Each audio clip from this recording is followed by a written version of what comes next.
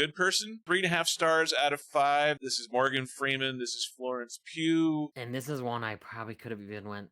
I'm sorry, Sean, lower on. And I know you. I know when we get to you, you're gonna agree. um, but yeah, no. I stuck with this because I loved the performances. The third act is what dropped it for me, though. The New York City or the whenever they went to the city, those parts really dropped the quality of the movie for me. But I just loved Florence Pugh so much, and I think Morgan Freeman put on a great performance. So Yep. yeah, I was interested, especially in the beginning.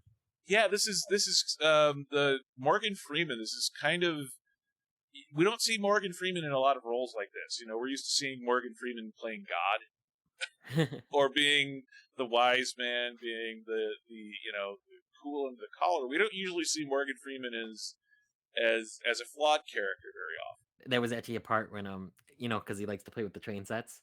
He likes to make his own train sets, and Florence Pugh said, "Oh, because you like playing God." I thought that was funny because he was God in Bruce Almighty.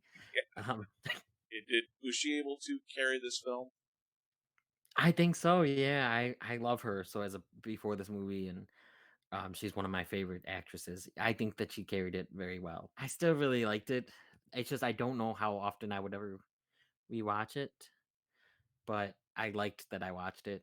Are Especially the first half I was intrigued with, and then the second half kind of took a down. I haven't seen Garden State, so and I haven't seen his other. He has another one, right? He has a couple of. Yeah, it's a couple others. Wish I Was Here was another. Yeah, Was I a good didn't one. see that, so this is my first Zach Braff like directed. Unless I mean Scrubs, I've watched him on. He probably directed some of those, but My number 8 film. I have A Good Person. I was really looking forward to this film. I'm a huge Zach Braff fan.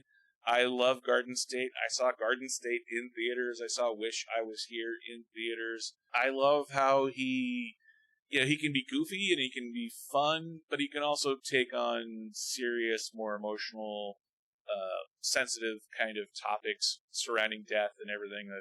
If you look at Garden State, that's the whole thing is his character is going home because his father has just died. And obviously, death in this film, in A Good Person, is a big part of the subject matter as well. I guess maybe it's just because I have such high expectations from Zach Braff.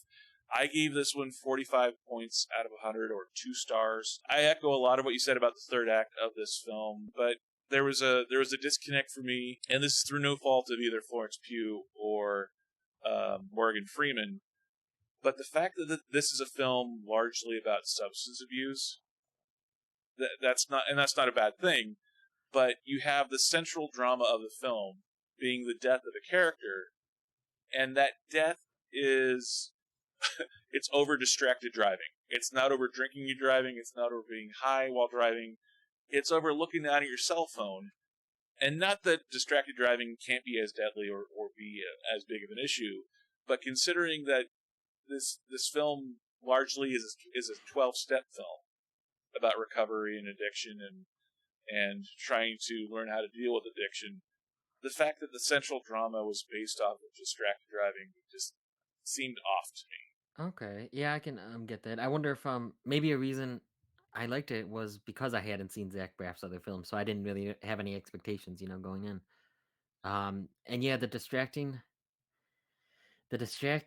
driving, I get what you're saying now. I didn't think about it like that because characters did accuse her of like, oh, were you high while you were driving? Because even though she was distracted, but yeah, I get what you're saying. And part of that might just be like if this was a streaming show and they had 4 or 5 or 6 episodes to delve into different storylines and that sort of thing, I think it could have that's the kind of thing that could work in a streaming series. Yeah. But in a 2-hour film, if it's a film about addiction, if it's a film about 12-step recovery, then why is the central drama a death over distracted driving?